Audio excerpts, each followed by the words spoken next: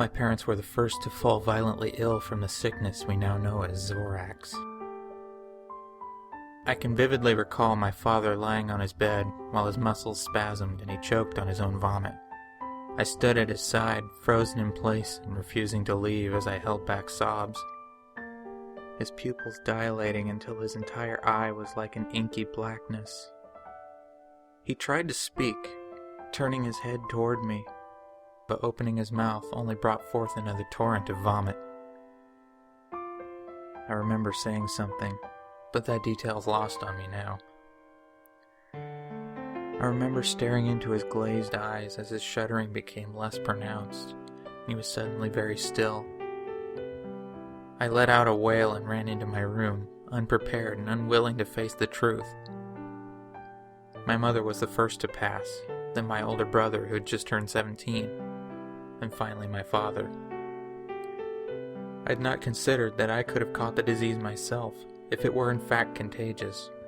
I just thought myself lucky, though tragically lucky at that. I fell asleep in the corner, huddled in the blanket that previously kept my mother warm. Her perfume made the putrid aroma somewhat tolerable, perhaps just enough so I could drift off. I remember a persistent banging next, a series of muffled inquiries from the opposite side of the locked door.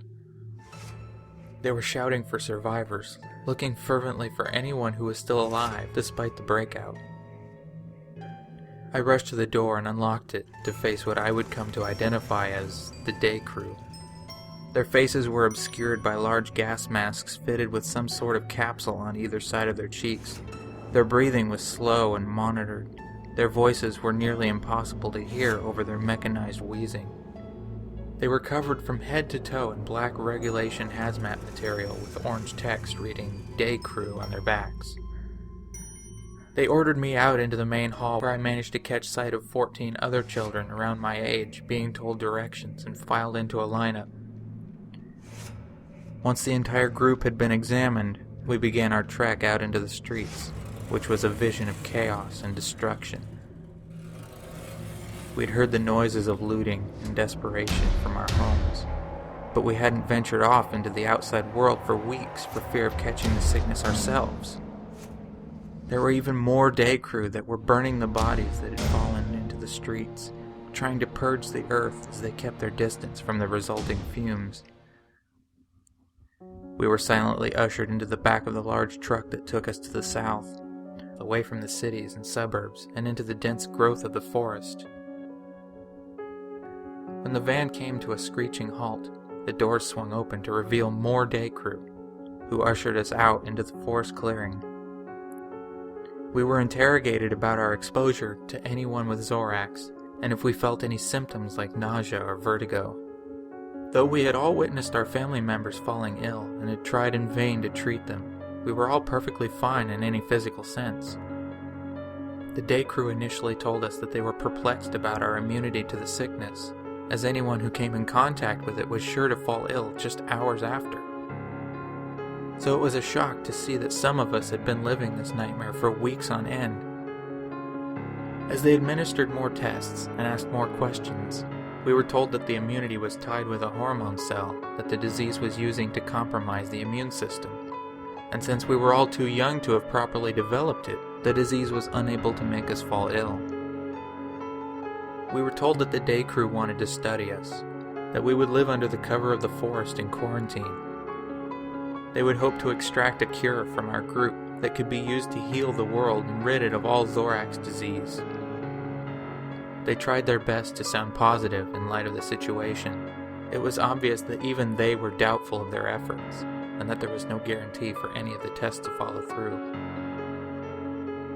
Still, they kept the mood optimistic and promised us that we would save countless lives with our efforts.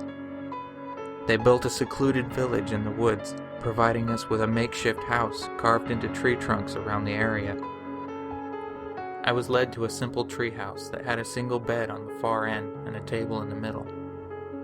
We were told that first thing the next morning we were going to have our blood taken, so we weren't allowed to eat anything until then. I was fine with that.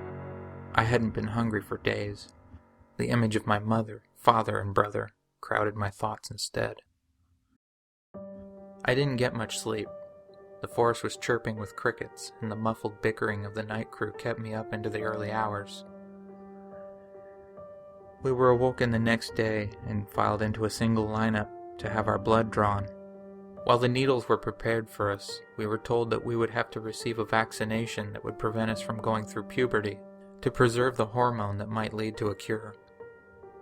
It was never elaborated on at the time that we would never be able to grow up or have children, but it was unlikely to live beyond the first few hours of infection, never mind the next few years, so our adulthood was seen as a necessary sacrifice.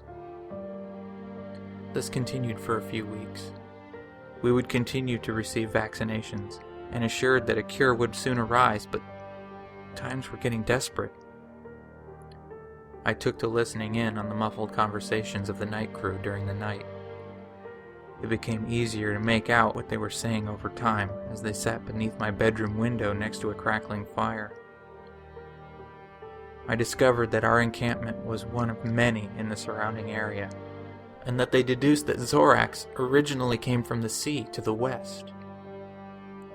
They passed around horror stories of the people that lived by the shore that were hit the worst, and they'd gone completely pale, and they began to sprout growths off of their elbows, hips, and toes.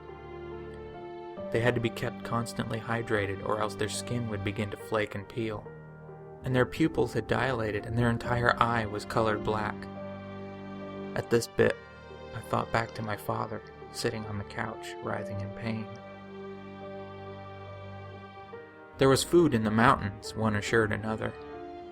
They were gathering it in droves, perhaps to keep it from spoiling. Another spoke up, revealing that they had managed to find expecting women who weren't exposed to Zorax, and that they were being kept in the mountains to birth their young away from the sickness. The topic came back to the present situation, and they began to discuss our encampment. That our results, while promising, weren't being worked on fast enough.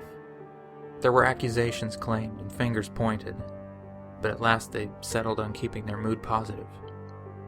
That something would come along eventually, that we just needed more time. Discussion drifted back to the horror stories of the West Coast, which clearly sparked sick interest in the group as they talked of the corpses that had been found along the waters and drifted ashore, each with deep black eyes.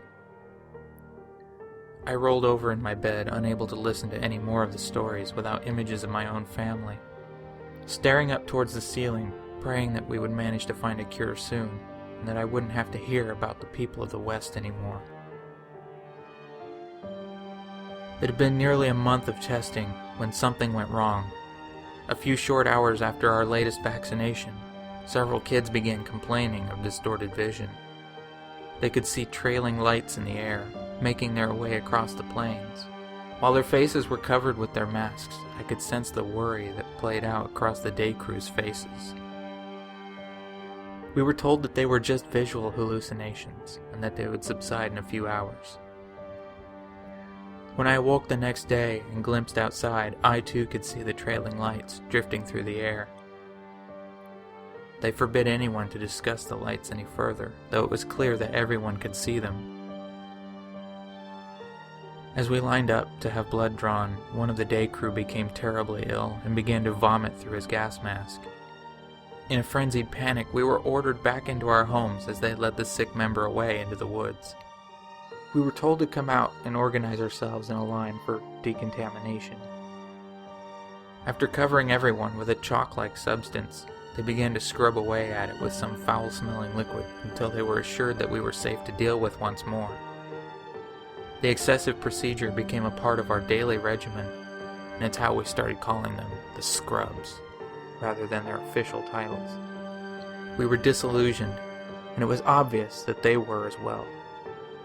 The visual hallucinations began to worsen, even though we had stopped taking vaccinations long ago. Some kids began to befriend imaginary creatures in the air, speaking to the trails of light. I was horrified that I might start losing my sanity as well. I didn't want to eavesdrop on the discussion over the fire that night, which had gradually worsened with each passing week. With a trailing desperation in their voice, the night crew began to exchange information about the other areas. The food in the mountains had been contaminated, and rumors began to surface that all of the births had resulted in defects, with each child being well over a healthy birth weight and with their eyes far apart. They would likely succumb to the disease and perish as well, it was decided.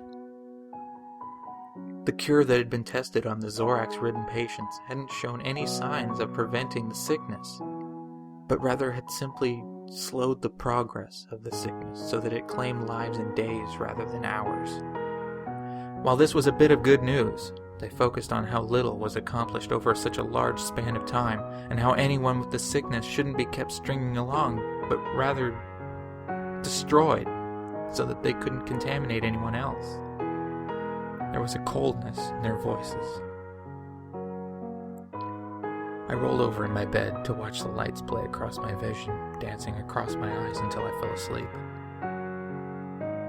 The scrubs were gone the next day, leaving us behind as their failed experiment. The other children seemed unaware of this, and decided to continue befriending imaginary creatures. In a depression, I sulked off to my bed, only to suffer a violent burst of spasms and shivering in the process. I drifted in and out of sleep that night, having one recurring nightmare after another. And when I awoke, I heard something pass through my doorway, something that couldn't possibly be there. Rolling over, I reluctantly looked up into the air to watch a trailing ball of light float around my house before descending toward my bed. Hello, Link. Wake up! The great Deku Tree has summoned you.